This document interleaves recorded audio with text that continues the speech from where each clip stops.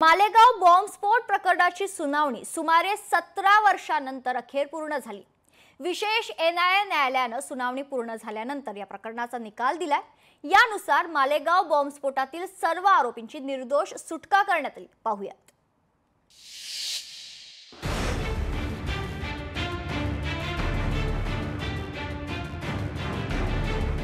मालेगाव बॉम्बस्फोट प्रकरणाचा निकाल। पुराव्याअभावी सर्व आरोपींची निर्दोष मुक्तता। विशेष एनआयए कोर्टाचा ऐतिहासिक निकाल। संपूर्ण महाराष्ट्राला हादरवणाऱ्या 2008 साली झालेल्या मालेगाव बॉम्बस्फोट प्रकरणाचा निकाल तब्बल 17 वर्षांनी आलाय। सर्व आरोपींची निर्दोष मुक्तता करण्यात आली आहे। आज मुंबई सत्र न्यायालय विशेष एनआयए कोर्टाने हा निकाल दिलाय। यात संशयित आरोपी साध्वी प्रज्ञा सिंह ठाकूर यांच्यासह 7 जणांना मृत्यूदंडाची शिक्षा देण्याची मागणी एनआयएने न्यायालयाकडे केली होती। आज विशेष न्यायालयाने निकाल देताना 17 वर्षांनंतर सर्व आरोपींची निर्दोष मुक्तता केली आहे। मालेगाव बॉम्बस्फोट प्रकरणी आरोपींची निर्दोष मुक्तता करताना कोर्टाने नेमकं काय म्हटले पाहूया। सरकारी पक्षाने बॉम्बस्फोट झाल्याचं सिद्ध केलं, परंतु तो बॉम्ब मोटरसायकलवर लावल्याचं सिद्ध करू शकले नाहीत। प्रसाद पुरोहित यांनी काश्मीरमधून आरडीएक्स आणल्याचं म्हटलं गेलं, परंतु त्या स्रोताचा कोणताही ठोस पुरावा सापडला नाही। प्रसाद पुरोहित यांनी बॉम्ब घरी तयार केला याचा कोणताही पुरावा सापडलेला नाही।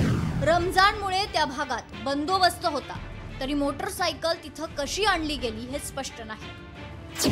पंचनामा योग्य तज्ञांकडून केलेला नाही, त्यामुळे निकाल अचूक असल्याची खात्री देता येत नाही।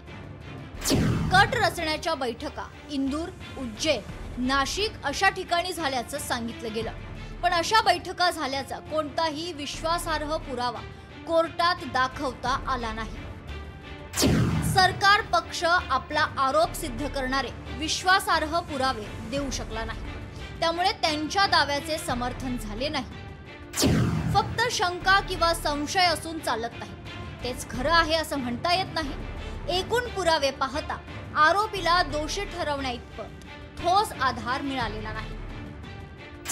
ठोस पुराव्यांअभावी सर्व आरोपींची निर्दोष मुक्तता करत आहे।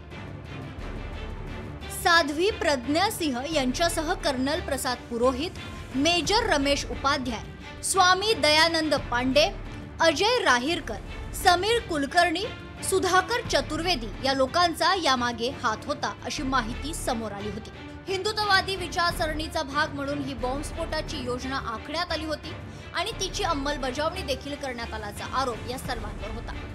एनआयएने 7 आरोपींसाठी मृत्यूदंडाची मागणी केली होती। तारीख 29 सप्टेंबर 2008, वेळ रात्री 9:35, नवरात्रीच्या पूर्वसंध्येला रमजान महिन्यात। एकूण स्फोट 1, ठिकाण भिक्खू चौकातील एका हॉटेल जवळ। मृत्यू 6 ठार, 101 जखमी। तपास एटीएस आणि त्यानंतर एनआयए तपासात सामील झाली। मालेगाव प्रकरणाचा निकाल आल्यानंतर राजकीय क्षेत्रातूनही या संदर्भात प्रतिक्रिया उमटल्या आहेत। कोर्टाच्या निकालावर मुख्यमंत्री देवेंद्र फडणवीसांनी एका वाक्यात प्रतिक्रिया दिली आहे, तर विरोधकांकडून मात्र या निकालावर निराशा व्यक्त करण्यात आली आहे। अल्पसंख्याकांचं लांगुल चालन करण्याकरता हिंदू आतंकवाद आहे, भगवा आतंकवाद आहे अशा प्रकारचा जो प्रचार आणि प्रसार केला होता तो आज किती खोटा होता हे उघड झालेलं आहे।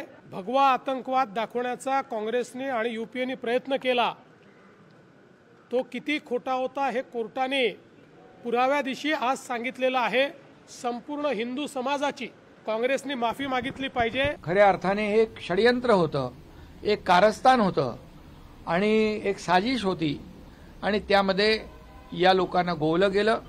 परंतु जे लोक भगवा आतंकवाद, भगवा दहशतवाद म्हणाले त्याला न्यायालयाने एक करारा जवाब, एक चांगली मोठी चपराक आजच्या निर्णयाने दिलेली आहे। दूध का दूध, पाणी का पाणी झालेलं आहे। सत्याचा विजय झालाय आणि मी म्हणेन की सत्य परेशान हो सकता है लेकिन सत्य पराजित नहीं हो सकता है। NIA सुद्धा इतकं वर्षानंतर हे सांगतो की नाही कोणीही दोषी नाही आहे, मग एक मोठा प्रश्नचिन्ह उपस्थित होतो आणि याच्यासाठी सर्व राजनैतिक मतभेद विसरून सर्व राजनैतिक पक्षांनी याच्या बाबतीत लोकसभेमध्ये विधानसभेमध्ये गांभीर्याने चर्चा करण्याची आवश्यकता आहे। मालेगांव वालों के 17 साल के सब्र के बाद अगर इस तरह का फैसला आता है तो मालेगांव वालों के लिए दुख की बात है। हर उस इंसाफ पसंद शख्स के लिए दुख की बात है कि जो इस घटना को समझता हो और इस घटना में जो लोग आहत हुए उन तमाम लोगों के दर्द को समझता हो। ये फैसला मबनी बर इंसाफ नहीं है। हम अपील के लिए अपर कोर्ट में जाएंगे। मालेगाव बॉम्बस्फोटातील सर्व आरोपींची निर्दोष सुटका करण्यात आली। त्यानंतर मालेगाव बॉम्बस्फोटातील पीडितांनी नाराजी व्यक्त केली। त्यातील अनेक जणांनी या निकालाविरोधात सर्वोच्च न्यायालयात जाणार असल्याचं स्पष्ट केलं। त्यामुळे या प्रकरणावर पीडितांनी जर सर्वोच्च न्यायालयाचा दरवाजा ठोठावला तर या कोर्टाच्या निकालाला स्थगिती मिळण्याची शक्यता नाकारता येत नाही। ब्युरो रिपोर्ट, लोकशाही मराठी।